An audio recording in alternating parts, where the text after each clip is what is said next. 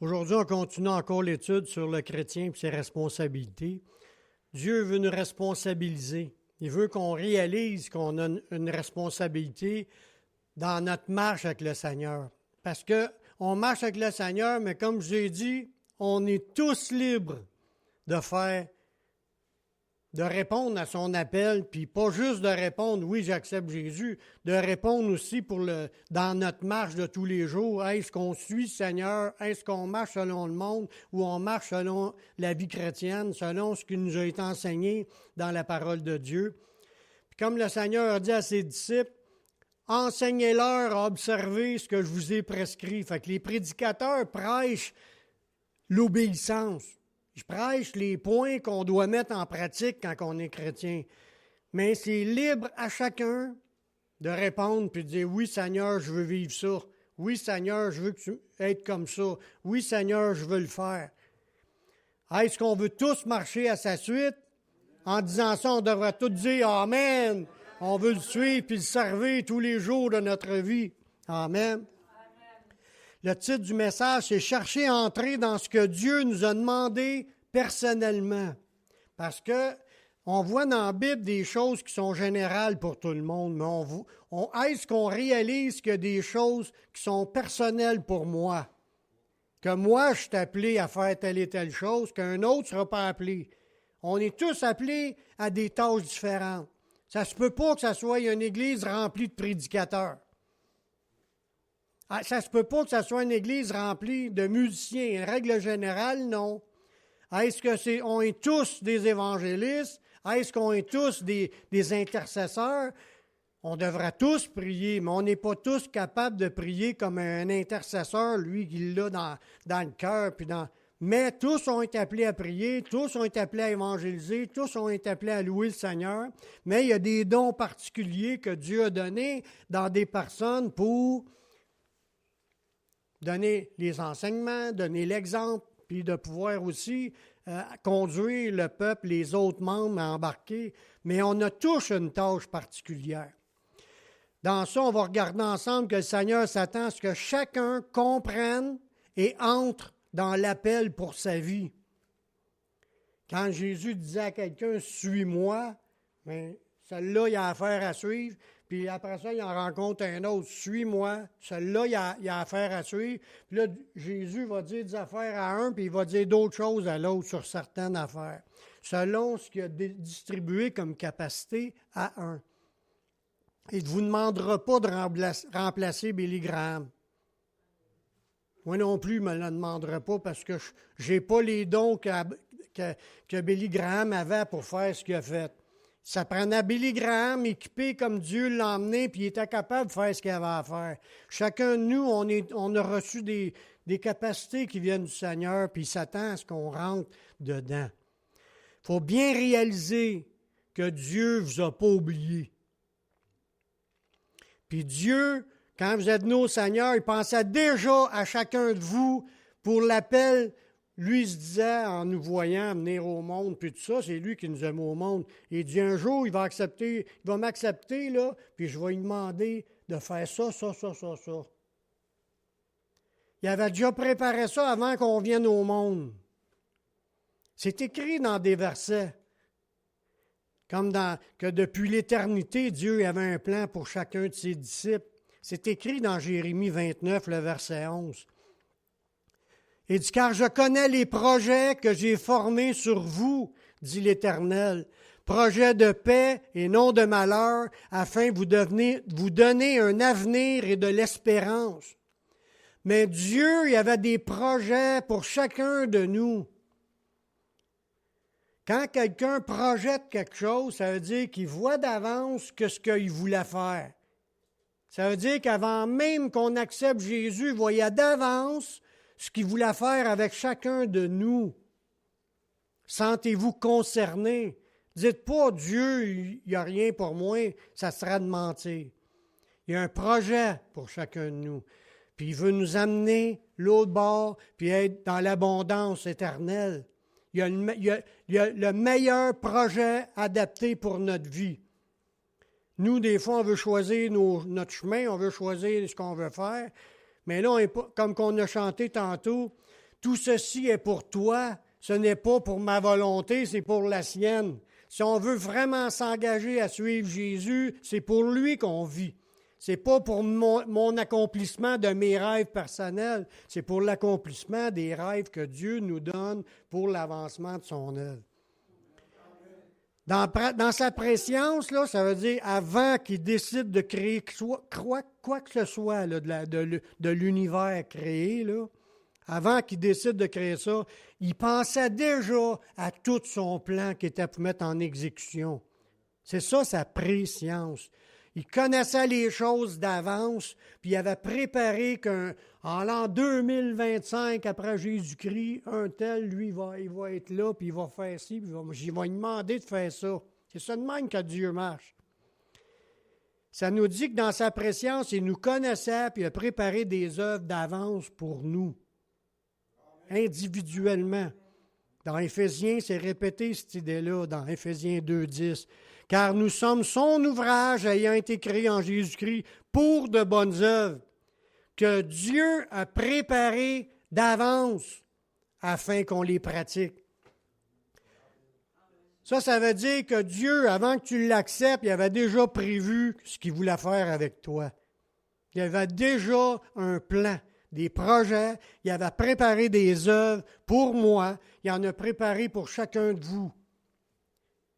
On a tous des tâches à faire en tant que serviteurs du Seigneur.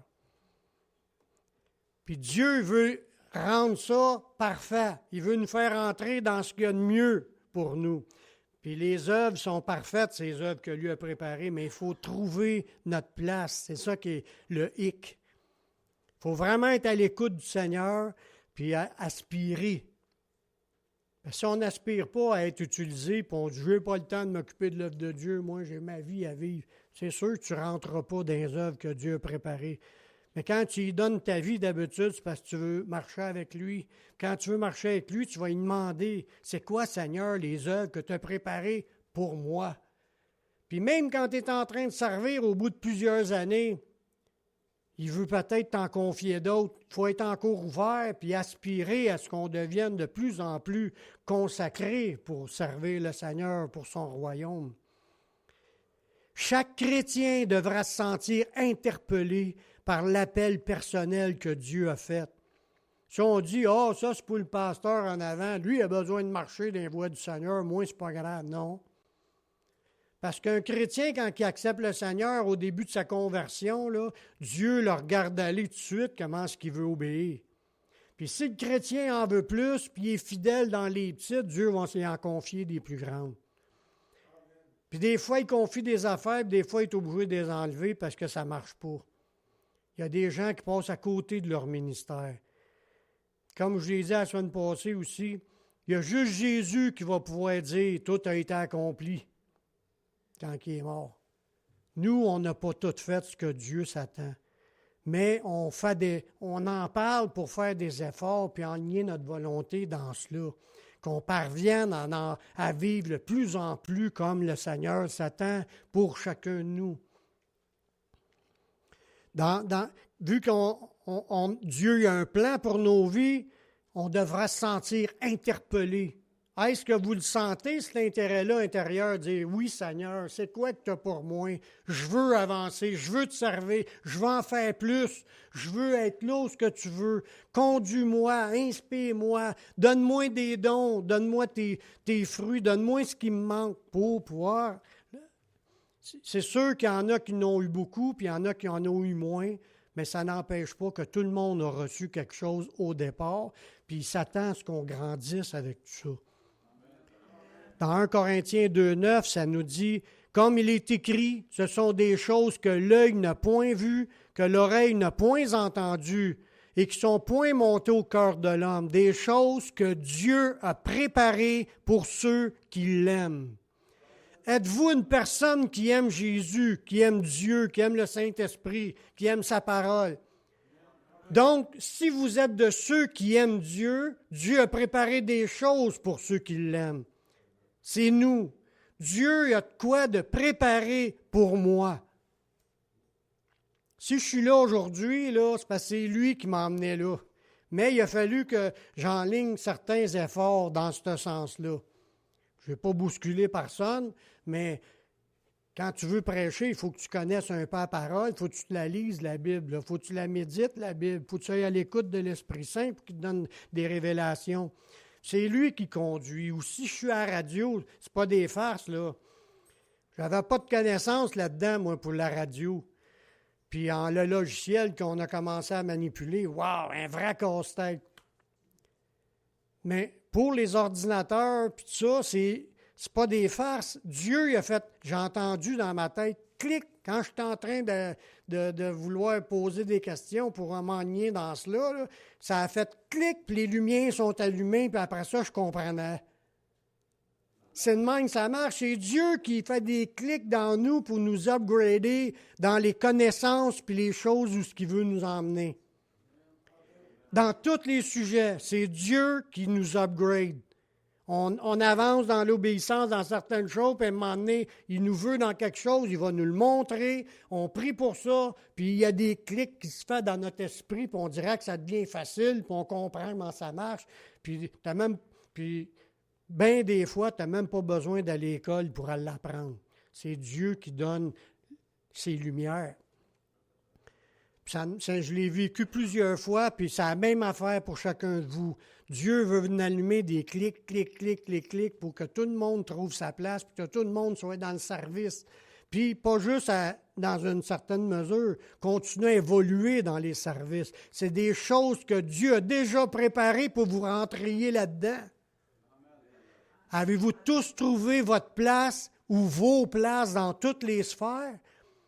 Est-ce qu'on est des chrétiens épanouis qui comprend son rôle et qui le vit pleinement dans toutes les sphères où ce qu'on est appelé?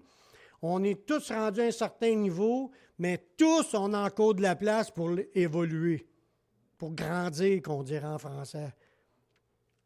C'est déjà préparé pour ceux qui l'aiment. Il s'agit juste de demander au Seigneur, c'est quoi tu veux pour moi, Seigneur? Puis aspirer à cela, là, puis vous allez en vivre de plus en plus des belles affaires avec le Seigneur. Dieu nous a préparé une feuille de route qui nous montre le travail à accomplir. On n'est pas comme 100% sans aucune connaissance. Il y a une feuille de route qui est déjà tracée, tout écrit en détail sur ce qu'on a à faire en réalité pour chaque chrétien. C'est écrit dans l'Apocalypse chapitre 1, verset 1. Juste le mot qu'il y a là, révélation de Jésus-Christ que Dieu a donné à Jean pour montrer à ses serviteurs les choses qui doivent arriver. Dieu a déjà donné des révélations pour nous montrer à ce qui doit arriver dans nos vies. Oui, il en a montré pour le futur en général, pour le monde, mais la Bible elle-même, le Nouveau Testament surtout, même dans l'Ancien, il y a plein de choses qui sont déjà écrites. C'est notre guide, c'est notre chemin. Tout est là pour savoir comment est-ce qu'on doit réagir, comment est-ce qu'on doit agir, qu'est-ce qu'on doit faire, qu'est-ce qu'on doit pas. Tout est là. Il s'agit juste d'apprendre ce qu'il a déjà révélé, puis déjà vous en avez plein pour le reste de votre vie. Là, c'est une question comprendre ce qui est pour vous personnellement dans ce qui est révélé. Parce que Dieu, autant qu'il y avait un appel pour nous, il a aussi donné dans son livre toutes les instructions sur toutes les directions. Si vous restez dans ce cadre-là, pas de problème. Puis là, il va vous donner aussi des dons particuliers individuellement pour que chacun puisse servir le Seigneur dans son royaume. Quand il dit dans ce passage-là, il dit « Révélation de Jésus-Christ que Dieu a donné pour montrer à ses serviteurs. » Êtes-vous les serviteurs du Seigneur? Êtes-vous engagés à le suivre et à le servir? C'est ça la question. Parce que si on ne l'a pas fait, mais là, c'est sûr qu'on ne fera jamais rien. On ne s'impliquera pas dans rien. On ne s'est pas engagé à le servir. Mais je veux vous faire comprendre un point un petit peu plus profond dans ce mot-là, le mot serviteur qui est écrit là. Le mot serviteur qui est écrit là, c'est le mot esclave. Nous, on prend le mot serviteur. Louis II, il écrit serviteur, mais ce mot-là, veut dire esclave. On ne parle pas juste d'être à son service, c'est qu'on est devenu une possession de quelqu'un. On est devenu un esclave de Jésus-Christ. Dieu veut montrer, il a montré un plan de ses révélations pour que ses esclaves soient à son service. Y a-t-il un amen ou un ouch? Parce que si on est esclave, là, on ne devrait même pas avoir le choix de rentrer dans ce qu'il nous a demandé. Tu n'as pas de choix, tu es son esclave. Il nous a rachetés. On lui appartient. Il dit, on a vu un passage la semaine passée, puis on va revenir là-dessus un peu plus tard, si Dieu le permet, sur le fait qu'il y a la marche selon la chair puis la marche selon l'esprit. Puis quand tu marches selon l'esprit, tu n'accompliras plus les désirs de chair, sont opposés afin que vous ne fassiez point ce que vous voudriez. Ça veut dire que aller jusqu'au max, là, c'est que tu auras une vie à plus jamais faire ce que tu veux. Tu vas toujours être à l'écoute pour savoir qu'est-ce que Dieu veut pour toi dans ces affaires-là. Ça, c'est le max. Puis Jésus, c'est une même qui marchait parce qu'il n'a jamais désobéi aucunement à son Père dans toutes les sphères. Fait que si il était ce qui était sans péché pour pouvoir nous racheter, c'est à cause que lui ne faisait jamais sa volonté. Il se soumettait toujours à la volonté du Père. En tant qu'esclave, Jésus, il se pensait un esclave, vous allez le voir tantôt dans les versets, autant qu'il nous demande d'être un esclave de son Père. Le Seigneur nous a enseigné sur ce qu'il nous a distribué, puis ses attentes. Il veut qu'on les fasse valoir, c'est ce qu'il nous a donné. On a tous reçu quelque chose. Dans Matthieu 25, le verset 14, il nous a raconté en disant, « Il sera comme d'un homme partant pour un voyage. Il appela ses serviteurs, il appela ses esclaves, puis il leur remit ses biens. Il nous a déjà remis ses biens. » Son livre, sa feuille de route, ses instructions sont écrites là-dedans. Puis en plus, qu'est-ce qu'il nous a remis dans le Saint-Esprit en chacun de nous? On est tous nés de nouveau, on a tous reçu le Saint-Esprit, puis on est tous équipés avec des dons, des capacités différents. Il y en avait déjà des naturels, des dons, des capacités, qu'on est venu au monde avec ça, des capacités. Il y en a qui c'est des capacités musicales, qu'ils ont depuis leur naissance. Il y en a d'autres, c'est des capacités de spirituelles, soit les révélations, être capable de comprendre les choses, être capable de les expliquer. Ça, c'est un don. C'est pas tout le monde qui a ça, ce don-là. Il ne faut pas se sentir coupable des dons qu'on n'a pas, mais on peut aspirer à ce que Dieu nous utilise un jour dans ce sens-là. Mais il a remis à chacun ses biens. Puis on ne peut pas dire, « Seigneur, tu ne m'as rien remis. » Ça serait de dire que Jésus est menteur.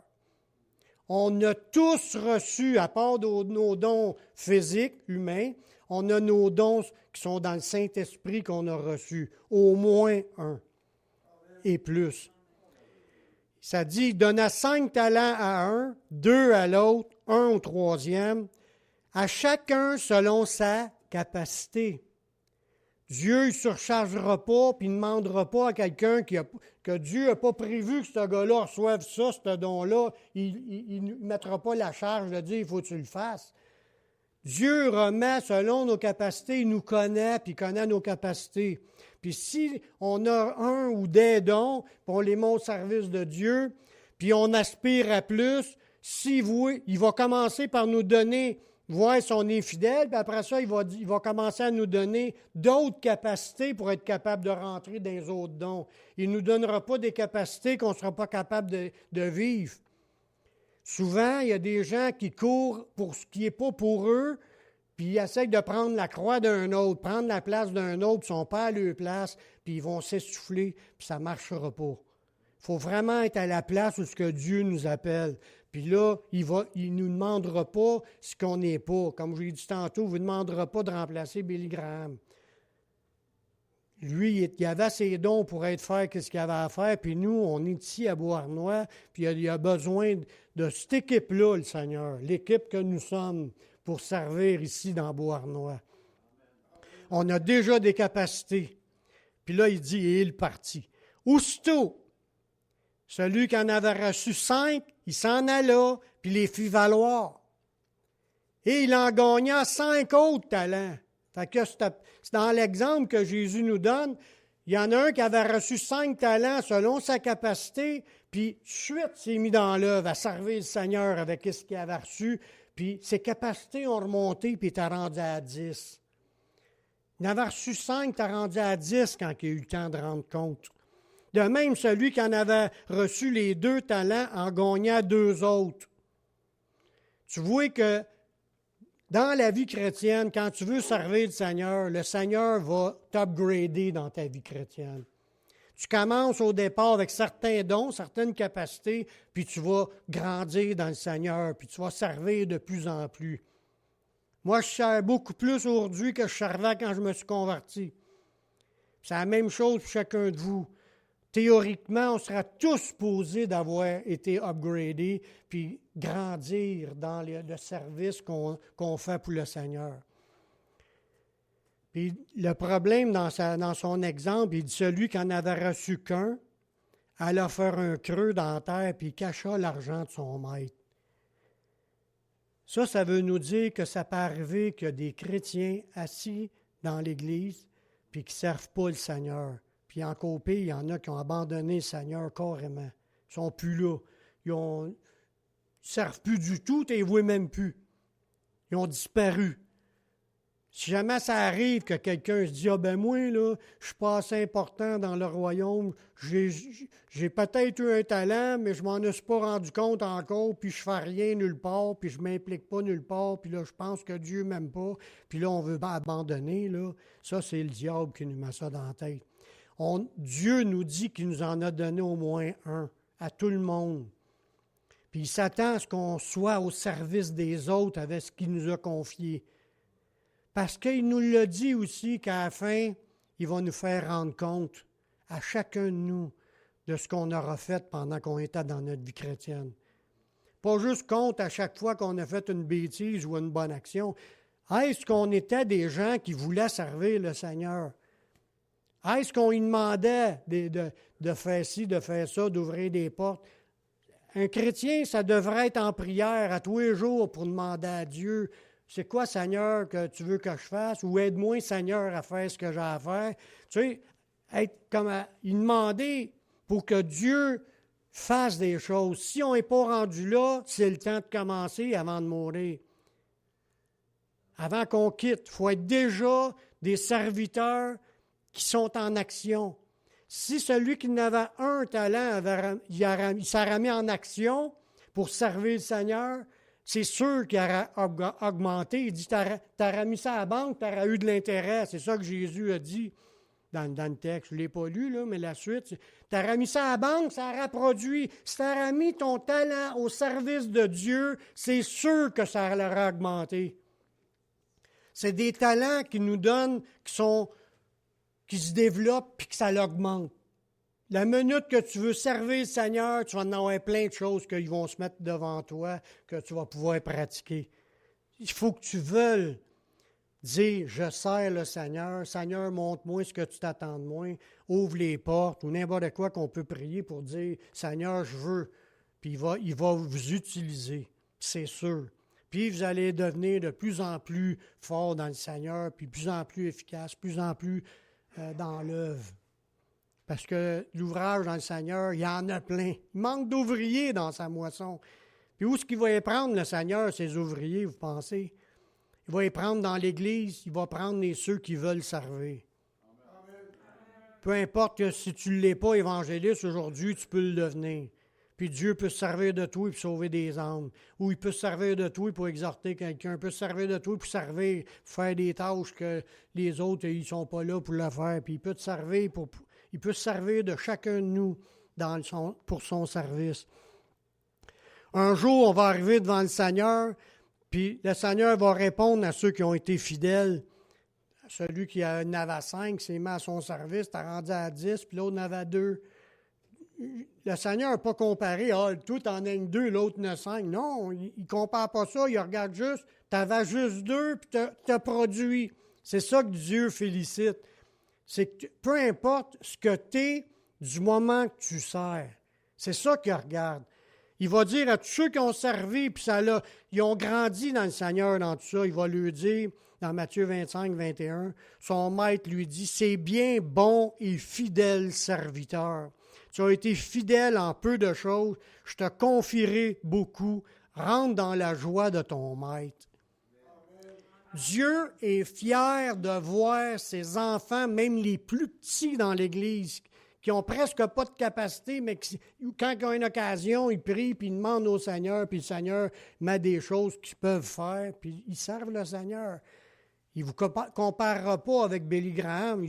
Il sait nos capacités, puis il sait qu'on ne peut pas en faire plus, puis il ne nous demandera pas de faire ce qu'on n'est pas. Mais on a tous quand même une place à des choses qu'on devrait être en train de servir dans l'Église. Puis il y en a d'autres qui vont avoir abandonné leur poste qui était attribué par le Seigneur. Il ne faut pas oublier que ce un talent-là qu'on a reçu à notre conversion, c'était donné par le Seigneur. Puis il dit, il y en a qui l'enterrent. Ils ne veulent pas servir. Ils ne veulent pas. Ils ne demandent pas, puis ils ne veulent pas se faire achaler. Peut-être qu'ils font un effort pour s'asseoir à l'Église, là, mais c'est tout ce qu'ils veulent de la vie chrétienne. Dieu veut bien plus que ça. Il veut que tout le monde soit dans le service. Puis il y en a qui ont décidé de tout lâcher puis d'enterrer leur talent, mais ils vont être blâmés de ne pas avoir mis d'efforts pour faire avancer le royaume de Dieu. Jésus le dit au verset 26, dans le même paragraphe, dans le même chapitre, dans Matthieu 25, 26. Son maître lui répondit à celui qui avait enterré, puis plutôt qu'il était découragé, lui, mais il a décidé de tout lâcher, il a décidé de ne pas s'impliquer. Mais il dit, serviteur méchant et paresseux, tu savais que je moissonne où je n'ai pas semé, puis j'amasse où je n'ai pas vanné. Puis c'est là qu'il dit, tu aurais pu mettre ça à la banque, ça l'aurait produit. Si on met notre talent au service du Seigneur, c'est sûr qu'on va grandir. C'est sûr qu'on va porter du fruit, puis c'est de même que le Seigneur il est satisfait, que le Seigneur est pleinement satisfait, que le Seigneur il est content. Il dit à ceux qui ont produit bons et fidèles, puis à ceux qui s'enterrent et qui ne veulent pas rien faire, méchants et paresseux. Puis même en plus, il y a un autre terme qu'il a utilisé au verset 30 pour ce paresseux-là. Il y a des gens qui, après avoir connu le Seigneur, ils ont rejeté leurs appels, puis sont aussi rejetés par le Seigneur. Dans Matthieu 25, 30, ça dit « Et le serviteur inutile ». Autant que c'est fait dire qu'il était méchant et paresseux, mais en plus, il est inutile. Jetez-le dans les ténèbres du dehors, où il y aura des pleurs, des grincements dedans. Ouch! Je ne veux pas qu'aucun de nous soit classé dans ces catégories-là, de personnes qui ne veulent pas servir puis qui veulent tout lâcher. Ils veulent s'enterrer leur vie.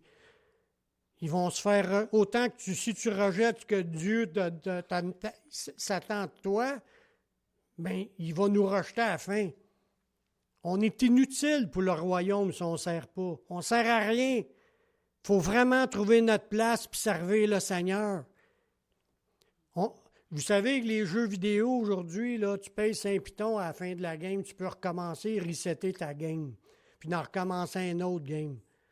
Mais dans le Seigneur, il n'y a pas de reset. Quand on va finir notre vie, il n'y a pas un recommence ta vie pour te donner une deuxième chance de vivre pour le Seigneur. Il est réservé aux hommes de mourir une seule fois, puis après quoi vient le jugement. C'est écrit dans Hébreu. Il y a une fois qu'on vit, servons le Seigneur. Marchons pour le Seigneur. Marchons à sa suite. Dieu connaît et voit tout le monde. Puis il nous avertit qu'il y aura un moment où il va nous faire rendre des comptes. On est averti dans plein de passages. Il n'y a pas juste celui-là. Il y a plusieurs passages où il parle qu'il va faire rendre compte. Dans Hébreux 4.13, ça dit « Nulle créature n'est cachée devant lui, mais tout est nu, tout est à nu et à découvert aux yeux de celui à qui nous devons rendre compte. » Nous devons tous passer devant Dieu. Ça, c'est d'autres versets qui disent devant le tribunal de Dieu pour recevoir selon le bien ou le mal qu'on aura fait étant dans son corps. Mais nulle créature n'est cachée. Les chrétiens ne sont pas cachés. Les gens dans le monde non plus. Tout est à nu et à découvert aux yeux de celui à qui nous devons rendre compte. On va rendre compte à Dieu. Rendre des comptes, là, c'est que ça va être à mon tour. Oui, Seigneur. Ah, mais l'autre à côté. Non, c'est moi je dois rendre compte. Si tu es marié, que ton mari disait des affaires, ta femme disait des affaires, tes enfants disaient des affaires pour essayer de te détourner. Non, toi, il faut que tu rendes des comptes. Puis ils ne seront pas là pour te défendre. Il n'y a pas personne. Il y a juste un seul avocat, l'autre bord, c'est Jésus. Si tu n'es pas sur son bord, ça va mal. Il faut vraiment être sur son bord, parce qu'en plus, Jésus, c'est le juge, puis c'est l'avocat en même temps. Quand le juge... Ouais, il n'a jamais perdu de cause. Mais j'aime mieux l'avoir comme avocat de la défense que l'avocat qui accuse, l'avocat de la couronne. Mais c'est qu'il n'y a nulle personne qui est cachée devant lui. Il n'y en a aucun qui va être invisible. Ça veut dire tout le monde, il nous voit tous comment est-ce qu'on vit notre vie avec lui, puis il dit qu'on va avoir à rendre compte. On dit Amen, mais c'est Amen, ouch en même temps. Puis il y a un autre verset qui nous dit, dans Romains 14, 12, ainsi, chacun de nous, on parle des chrétiens, rendra compte à Dieu pour lui-même. Tu ne rendras pas compte pour ta femme, puis ta femme ne rendra pas compte pour toi. Puis on ne sera pas en gang pour dire, nous autres, à notre église, on pensait de même, puis nous autres, on suit ce qu'on a appris à l'église. Non, c'est pas ça. Il dit, je t'ai donné ma parole. Qu'est-ce que tu as fait de ma parole? Ah, ben là, il faut rester by the book. C'est ça le guide. C'est ça notre guide. Il va me dépêcher. Il nous a dit cela pour que chacun fasse un effort pour rentrer dans ce qu'il nous a demandé. Il nous le dit dans plein de passages qu'on va en rendre compte. Fait qu'il veut que tout le monde rentre dans ce que lui a préparé. Dans Romains 12, 7, ça dit que celui qui est appelé au ministère s'attache à son ministère, que celui qui enseigne s'attache à son enseignement, à celui qui exhorte, à l'exhortation, que celui qui donne le fasse avec libéralité, que celui qui préside le fasse avec zèle, que celui qui pratique la miséricorde le fasse avec joie. Ça, il donne des exemples rapidement, là, mais il y a bien plus que ça dans les différentes sphères. Juste pratiquer la miséricorde, là, c'est des gens qui ont pitié des autres puis qui cherchent à aider les autres. Être des gens qui aident les autres dans le Seigneur, là, ça a une grande valeur pour Dieu. Des fois, vous dites, je ne sais pas quoi faire. Commence à rendre des services aux frères et sœurs.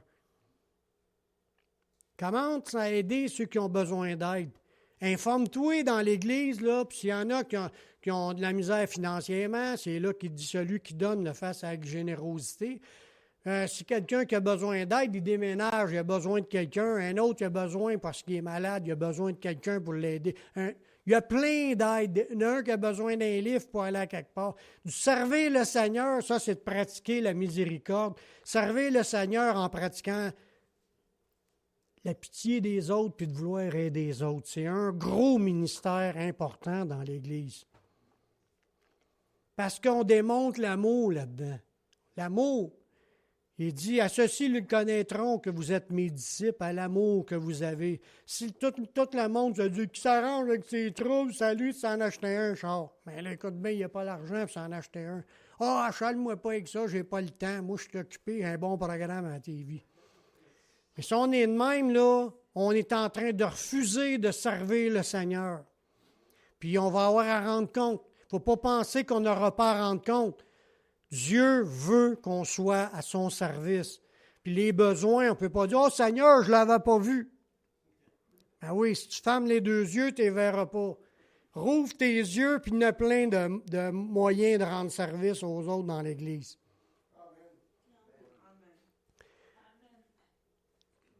Tous, en se convertissant, sont conduits et équipés par le Saint-Esprit pour servir dans l'Église. Dans Marc 13, 35, ça dit, il en sera comme un homme qui, partant pour un voyage, il laisse sa maison, il remet l'autorité à ses serviteurs, il indique à chacun sa tâche. Jésus est en train de parler de lui, puis qu'est-ce qu'il a fait pour chacun de nous, il nous indique à chacun nos tâches. C'est déjà indiqué. Puis il ordonne aux portiers de veiller. Veillez donc, car vous ne savez quand viendra le maître de la maison, ou le soir, ou le milieu de la nuit, ou au chant du coq, ou le matin. Craignez qu'il ne vous trouve endormi à son arrivée soudaine. Ce que je le dis à tous, veillez. Ça, c'est d'être réveillé spirituellement puis être dans le service pour Dieu. Ça ne veut pas dire qu'il ne faut pas que tu dormes la nuit. Là. Va te coucher, le lendemain matin, tu as une autre journée, puis là, tu vas pouvoir servir le Seigneur le lendemain.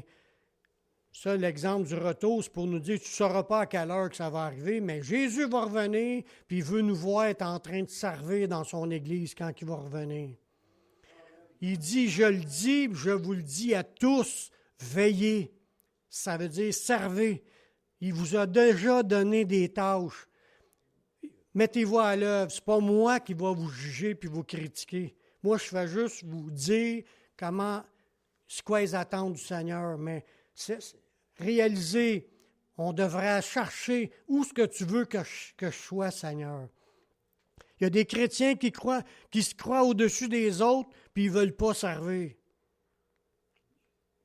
Dans Galates 6.3, l'apôtre Paul a dit, « Si quelqu'un pense être quelque chose, quoiqu'il ne soit rien, il s'abuse lui-même. » Si on se pense trop grand pour dire, « Moi, là, je suis trop important, j'ai une grosse job payante, puis moi, là, je n'ai pas le temps de servir les autres. » Si vous pensez de même, vous êtes dans le péché.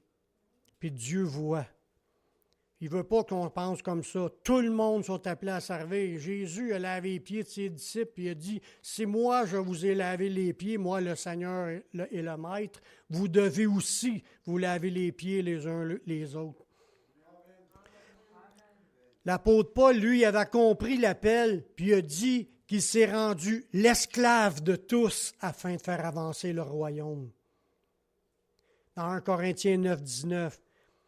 Puis regardez bien comment est-ce qu'il dit ça. « Car bien que je sois libre à l'égard de tous, oui, c'est vrai, vous êtes tous libres d'obéir ou de ne pas obéir. Vous êtes tous libres de faire ce que Dieu demande ou pas le faire. Puis Dieu ne force pas personne. Vous êtes tous libres. Il a dit, bien que je sois libre, je me suis rendu l'esclave de tous. Même si on est libre, je ne serai pas obligé de le faire. Il a décidé de devenir l'esclave des autres. Parce que le mot serviteur, c'est le mot esclave. Il a décidé de se rendre l'esclave des autres afin d'en gagner un plus grand nombre. Fait qu'il était au service de Dieu pour les païens, pour les chrétiens, pour l'œuvre du Seigneur, pour qu'elle avance. Puis lui, l'apôtre Paul, en fin de compte, il avait suivi le même exemple que le Seigneur. Le Seigneur s'est humilié en prenant une forme d'esclave pour obéir à son Père. C'est ça que je vous disais tantôt. C'est écrit dans Philippiens, chapitre 2, verset 7. Que le Seigneur s'est dépouillé lui-même en prenant une forme d'esclave. Jésus, qui était Jésus, là, si on se pense grand, là, mais Jésus était bien plus grand que nous autres. Puis si on se pense grand, puis on dit, moi, je ne le fais pas, mais Jésus était bien plus grand, puis lui a décidé de devenir un esclave. C'est pour ça que Paul, en faisant ça, il savait qu'il avait le droit de rien faire. Il était libre. Oui, on est tous libres, mais par amour. Parce que t'aimes. Tu veux servir les autres, tu veux servir le Seigneur, tu veux t'impliquer, tu veux bénir les frères et sœurs, tu veux que tout le monde grandisse dans la foi, tu veux que tout le monde marche dans l'obéissance, tu veux que tout le monde soit bien financièrement, physiquement, moralement. Tu t'investis, tu vas prier. La prière, ça n'est une manière de servir, de prier pour les autres pour que ça aille mieux dans leur vie. Il y a tellement d'affaires à être là avec les autres pour faire ce qui a à être fait. Si on reste chez nous à jouer sur notre game, là, au lieu d'être là, on a un grave problème. ou si on aime notre émission de télévision plus qu'une réunion de prière le mercredi, on a un problème. Faut comprendre que le service, c'est dans l'Église, premièrement, puis après, envers les frères et sœurs, premièrement, puis après ça, dans le monde, pour sauver, pour dans le temps qui reste, le peu de temps qui reste, faire des efforts pour sauver les âmes qui nous entourent. Ils s'en vont toutes dans les temps de feu. Jésus lui a pris une forme d'esclave, il est devenu semblable aux hommes. Puis il a paru comme un simple homme, puis il s'est humilié lui-même, se rendant obéissant jusqu'à la mort. Être prêt à aller mourir pour son Père, même si c'est la mort de la croix. L'apôtre Paul nous a dit que nous sommes libres, mais à cause de notre amour pour le Seigneur, nous devrions nous rendre les serviteurs des autres. Dans Galates 5,13, ça nous dit encore, il dit, vous avez été appelés à la liberté. Oui, c'est vrai qu'on est libre. Il fait 2 passages qui dit ça. Seulement, ne faites pas de cette liberté un prétexte de vivre rien que dans les œuvres charnelles. Rendez-vous par la charité, rendez-vous par l'amour, esclaves les uns des autres. Trouvons notre place, comment aider les autres. C'est ça qu'il faut faire. Visitons-nous, prions les uns pour les autres, aidons ceux qui ont des besoins. C'est ça le plan de Dieu pour que l'Église, qu'il n'y en ait pas une brebis qui se perde. Pierre nous a dit la même chose, qu'on a tous reçu des dons, puis il nous exhorte à mettre au service des autres nos dons. Si quelqu'un a un char puis l'autre n'a pas, c'est un don que tu as de pouvoir avoir un char. C'est un exemple que je donne. Là. Tout ce qu'on a, là, nos moyens financiers là, ou nos moyens physiques, nos capacités, là, c'est tous des dons que Dieu a donnés. Si l'autre ne l'a pas, on devrait s'entraider. 1 Pierre 4,10, ça dit « Comme de bons dispensateurs ». On est des distributeurs des diverses grâces de Dieu, que chacun de vous mette au service des autres le don qu'il a reçu. On a tous des dons. Il dit, si quelqu'un parle, que ce soit comme annoncer les oracles de Dieu, si quelqu'un remplit un ministère, qu'il le remplisse selon la force que Dieu communique. On est tous différents avec des capacités différentes, mais qu'on fasse ce qu'on a à faire. Afin qu'en toute chose, Dieu soit glorifié par Jésus-Christ, à qui appartiennent la gloire et la puissance au siècle des siècles. En toute chose, que Dieu soit glorifié dans les dons et capacités qu'il nous aura donnés. Je finis avec le dernier verset. Lorsque le Seigneur reviendra, il va rendre à chacun selon ses œuvres. Pas selon sa foi. Oui, selon sa foi. S'il n'y a pas la foi, il ne sera pas sauvé. Mais à ceux qui ont la foi, il va rendre selon nos œuvres qu'on aura faites dans la foi. Les œuvres comptent dans la foi. Tu as été sauvé pour de bonnes œuvres. Tu n'as pas été sauvé pour rien faire. Tu as été sauvé pour de bonnes œuvres. Dieu les a préparées d'avance, puis il s'attend qu'on les mette en pratique, ces œuvres. Dans Matthieu 16, 27, « Car le Fils de l'homme doit venir dans la gloire de son Père avec ses anges, et alors il rendra à chacun selon ses œuvres. » Ça parle aux chrétiens. Il va revenir dans sa gloire, puis il va rendre à chacun selon ses œuvres. Ceux qui ont été sans foi, c'est ceux qui ne rentrent même pas, puis les autres vont recevoir selon leurs œuvres. Trouvons notre place. Servons le Seigneur. Si vous ne savez pas quoi, parlez-en au Seigneur. Demandez-y, Seigneur, c'est quoi les dons? Qu'est-ce que tu veux que je fasse? Si tu remets ta vie, là, c'est sûr qu'il va te montrer des affaires. Dieu veut nous conduire. Amen. Seigneur, je te prie dans le nom de ton Fils Yeshua, afin que tu viennes faire ton œuvre en chacun de nous. Merci pour ta parole qui est vraie. Grave-la dans nos cœurs, qu'on soit des gens qui veulent te suivre et te servir, faire ce que tu as préparé d'avance pour chacun de nous. Garde-nous bouillants, garde-nous en feu, garde-nous des serviteurs, des servantes dans le Seigneur. On veut connaître notre place, puis révèle-toi à ceux qui ont de la misère, Seigneur, qui ne savent pas encore ce qu'ils pourraient faire, afin que tous puissent se trouver ce que tu t'attends d'eux. Bénis-nous tous dans ta présence, puis merci pour tout ce que tu vas faire. On s'en remet à toi, Seigneur, je te prie dans le nom de ton Fils Yeshua. Amen.